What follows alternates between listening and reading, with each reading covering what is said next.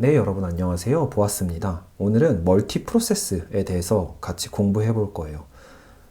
가장 먼저는 그림을 가지고 멀티 프로세스라는 개념이 무엇인지 살펴볼 거고요. 그리고 이 프로세스 안에 스레드라는 개념도 있었죠.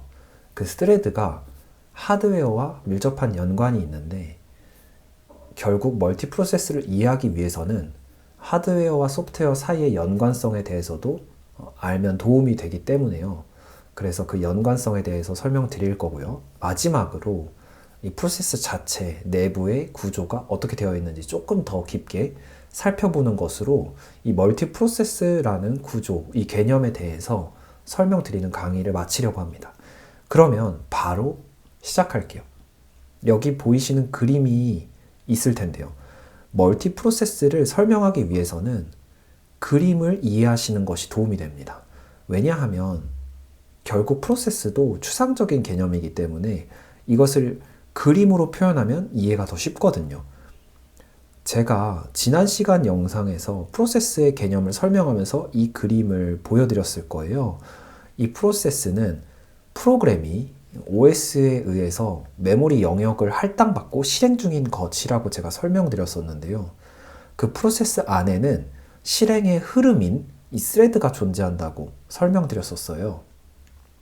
그런데 이러한 프로세스가 하나만 있는 것이 아니라 이 두 개 이상의 프로세스가 동시에 OS에 의해서 실행되는 이 상태, 이 구조를 멀티 프로세스라고 부릅니다.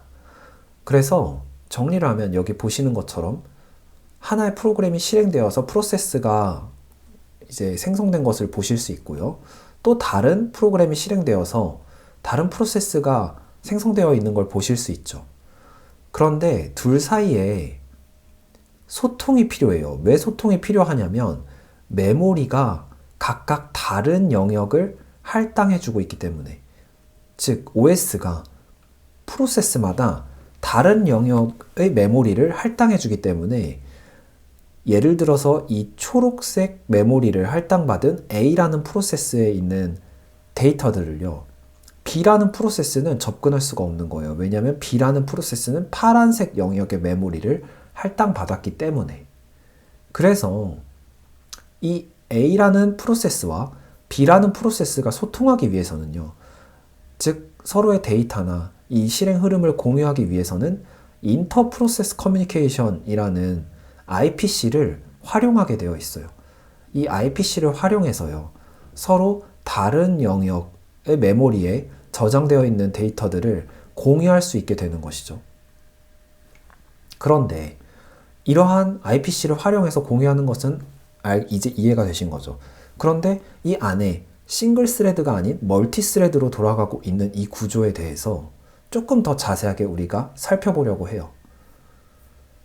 이 그림을 보시면요, 방금 제가 설명드렸던 멀티 프로세스가 이 그림이에요. 왜냐하면 이 노란색 네모 하나가 프로세스들인데요, 이 프로세스가 하나, 둘, 셋, 네 개가 지금 돌아가고 있는 걸 보실 수 있죠. 이 위쪽이 소프트웨어 영역이기 때문에, 프로세서는 소프트웨어이기 때문에 이 프로세스가 하나, 둘, 셋, 네 개가 돌아가고 있는 걸 보실 수 있는데, 이때 프로세스가 두 가지 타입으로 나뉘어져 있는 걸 보실 수 있어요. 하나는 싱글 스레드 프로세스라고 해서 이 선이 스레드인데요. 이 스레드가 하나 있는 걸 확인하실 수 있죠. 프로세스 안에 이 즉 스레드가 하나 있는 프로세스를 우리는 싱글 스레디드 프로세스라고 부릅니다. 또 다른 프로세스는요, 이 스레드가 여러 개 있는 것도 있을 수 있죠. 바로 그 여러 개 있는 프로세스를 우리는 멀티 스레디드 프로세스라고 불러요. 정리를 하면 프로세스 안에는 스레드가 존재하는데요, 그 스레드가 하나 있을 때는 싱글 스레드 프로세스, 여러 개 있을 때는 멀티 스레드 프로세스라고 부른다는 것입니다. 여기서 우리가 아마 들어보신 개념이 있을 거예요. 이 싱글 스레드 어디서 들어보시지 않았나요? 그렇죠. 자바스크립트는 싱글 스레드 기반의 비동기로 처리하는 언어다라는 거를 들어보셨을 거예요. 그때 그 싱글 스레드가 바로 이 싱글 스레드 프로세스의 싱글 스레드랑 같은 의미예요. 즉, 자바스크립트는요, 하나의 실행 흐름을 가진다는 거예요. 그런데 마치 사용자 입장에서는 여러 개가 동시에 실행되고 있는 것처럼, 즉 멀티 스레드처럼 느껴지는데요. 그 이유는 자바스크립트가 싱글 스레드지만 비동기적으로 작업을 처리하기 때문에 여러 개의 작업을 동시에 처리하는 것처럼 느껴지는 거예요. 그때 우리가 싱글 스레드라는 그 단어의 의미가 여기에서 싱글 스레드 프로세스라는 단어의 의미와 같다는 걸 이제 이해하셨을 거예요. 이제 그 싱글 스레드가 이러한 의미였구나 라는 걸 아셨을 텐데, 그러면 이 스레드는요, 하드웨어와 어떻게 연관이 있느냐? 하드웨어의 CPU에 대해서 제가 지난 시간에 설명을 드렸었어요. CPU는 Central Processing Unit으로 이제 각종 복잡한, 조금 덩어리가 커다란 연산을 수행하는 하드웨어라고 제가 설명드렸었는데, 그 CPU 안에서 CPU의 구성 요소 중에서 코어라는 것이 있다고 설명드렸었어요. 코어는 그 각종 연산을 수행하는 핵심 요소라고 설명드렸었는데, 이 코어가요, 스레드 하나당 하나의 코어가 매핑되는 형태로 구성이 되어 있어요. 즉, 우리가 하나의 프로세스 안에 스레드가 존재할 수 있는데, 그 스레드는요, 하나의 코어에 매핑이 되는 것이죠. 즉, 하나의 코어에서 하나의 스레드를 처리하는 거라고 이해하시면 돼요. 그런데 이 코어가 하나만 있는 프로세서, 즉 여기서의 프로세서는요, CPU라고 이해하시면 되는데요. 물론 깊이 들어가면 조금 차이가 있지만 여기서는 CPU라고 이해하시면 충분해요. 그래서 하나의 프로세서 안에 하나의 코어만 있는 타입이 있어요. 그런 프로세서를 우리는 싱글 코어 프로세서라고 부르고요. 그때 이 싱글 코어 프로세서에서는요, 하나의 스레드만 처리할 수 있겠죠. 여러분이 여기서 조금 헷갈리실 수 있는데 잘 정리하셔야 하는 부분은요, 이 아래쪽은 하드웨어예요. 즉 프로세서나 코어는 하드웨어에 대해서 이야기를 하고 있는 것이고요. 위쪽에 있는 이 프로세스와 스레드는 소프트웨어에 대해서 얘기를 하고 있는 거예요. 다시 돌아와서요, 이 하나의 스레드가 하나의 코어에서 처리가 될 수 있다. 그렇기 때문에 싱글 코어 프로세서에서는 하나의 스레드만 처리할 수 있다. 그런데 여러 개의 코어가 하나의 프로세서 안에 들어있는 그 타입은요, 멀티 코어 프로세서라고 부르는데요. 여기 이 세 가지를 우리가 확인할 수 있겠죠. 이 멀티 코어 프로세서 안에서는요, 하나의 코어 안에서 하나의 스레드를 처리할 수 있기 때문에 여러 개의 스레드를 동시에 처리할 수 있는 거예요. 이러한 코어를 이제 집약해서 만든 프로세서들도 있다. 우리가 이 그림을 통해서 정리할 수 있는 것은요, 하나의 프로세스 안에서는 스레드가 존재하는데 그 스레드가 한 개 존재할 때는 싱글 스레디드 프로세스가 된다. 여러 개의 스레드가 존재할 때는 멀티 스레디드 프로세스가 된다. 그리고 이 하나의 스레드는 하드웨어인 코어 하나에 매핑이 된다 라고 정리를 하시면 돼요. 그러면 조금 더 이 프로세스 자체, 소프트웨어에 있는 이 프로세스 자체에 대해서 조금 더 깊게 살펴볼게요. 왜냐하면 이 프로세스가 싱글 스레디드 프로세스일 때와 멀티 스레디드 프로세스일 때 차이가 있기 때문이에요. 그래서 이 멀티 스레디드 프로세스일 때 이 구조를 조금 더 자세히 살펴보면요, 오른쪽이 멀티 스레디드 프로세스예요. 왼쪽이 싱글 스레디드 프로세스고, 그래서 여러분께서 아마 그 자바스크립트 엔진 그림을 떠올려 보시면요, 여기 하나의 콜스택이 있다고 제가 말씀드렸었잖아요.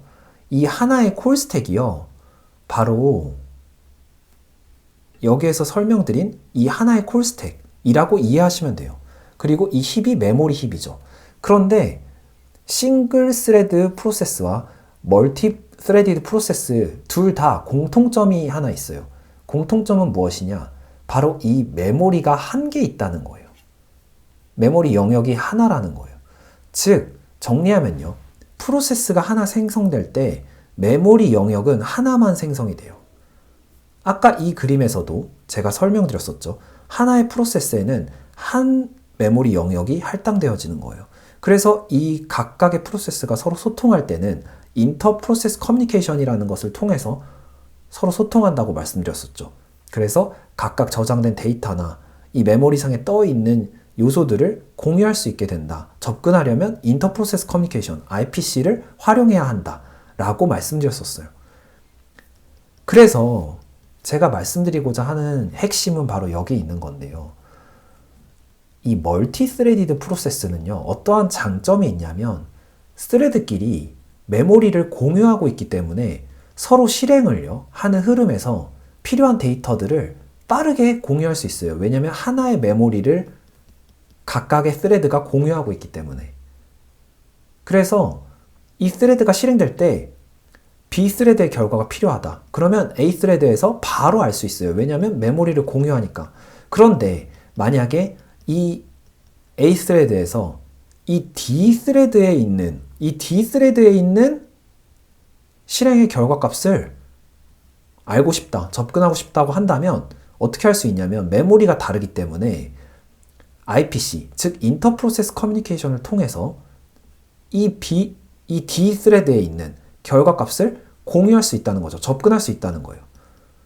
이러한 차이점이 있기 때문에 프로세스를 여러 개 띄울 때는요, 메모리 점유가 그만큼 증가해요. 이러한 단점이 있어요.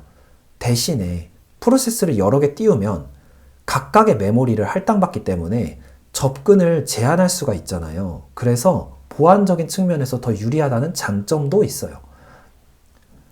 이러한 장단점이 있기 때문에 멀티 프로세스 아키텍처를 사용할 때는 장단점을 고려해서 사용해야만 하는 것이죠. 하나의 프로세스 안에 여러 개의 스레드를 쓸 것이냐, 아니면 여러 개의 프로세스를 띄워서 쓸 것이냐, 이러한 차이점을 인지하고 있다면 상황에 맞게 구조를 가져갈 수 있는 것인데요. 크롬이라는 브라우저는요, 그 브라우저의 아키텍처가 멀티 프로세스 아키텍처를 가지는 것이에요.